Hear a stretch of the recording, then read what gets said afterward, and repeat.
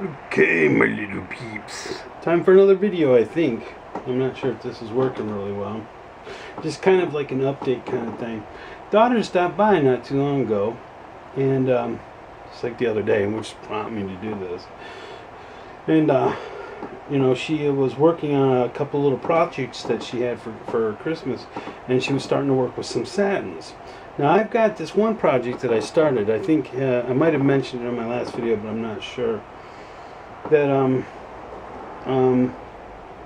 that dealt with satins. It's a fairy on a flower, and I wanted to convert the wings over from a cotton to a satin base, and I'll leave a link for the pattern and some of the changes that I've made inside the description below.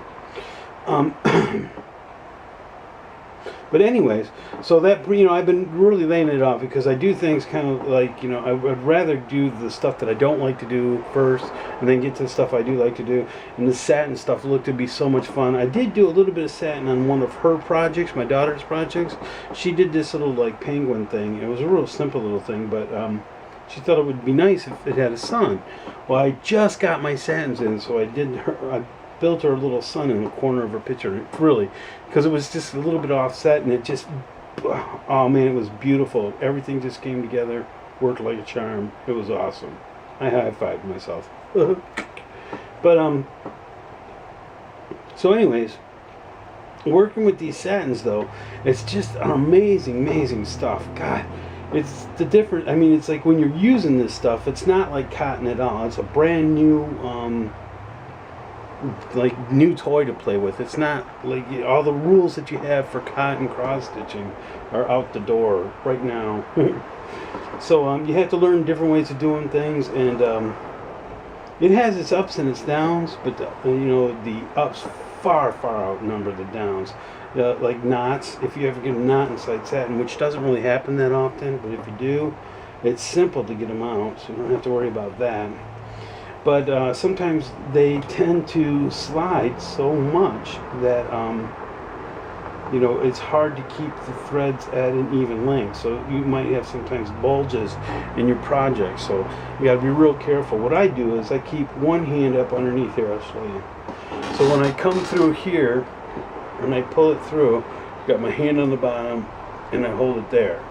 And that keeps my threads even, at least a little bit. I don't have the bunching up problems that I did before.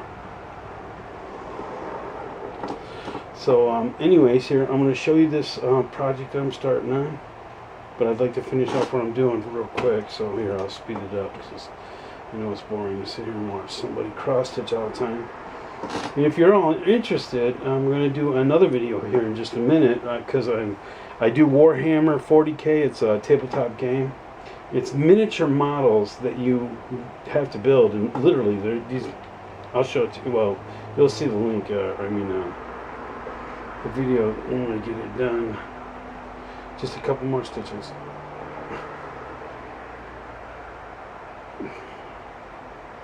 But I hope that you can see the difference in these two, because, man, I just love this satin. It is so cool. Now, when I did it, here I'll explain it when I show it to you. One more stitch to go. And there, back wall is done. Bottom part of the back wall. And I can jump over to there.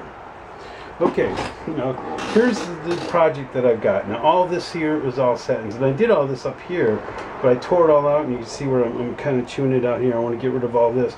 I'm gonna do the hair all in satin too. That's gonna. I hope it's gonna look as cool as this.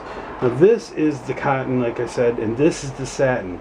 Now when I was doing it, this right here is kind of an off color. I didn't have enough satins. I couldn't find enough satins available to do all the different colors there. I was off kind of by one, so that's why I picked this one here. And thanks again to my daughter coming over.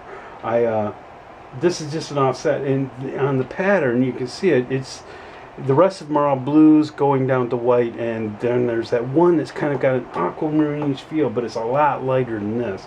I wish I could have found one just a little bit lighter than this, and I think that would have looked really well too. But this is just It's beautiful. This right here is actually like 4 different colors in here.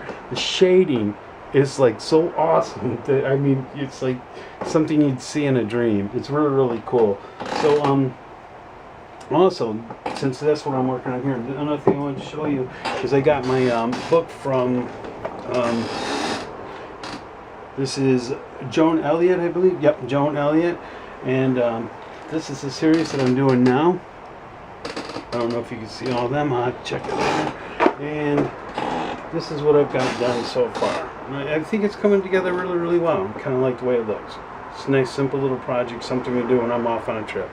Well, thanks for your time, and I hope you have a lot of fun, and have a good day.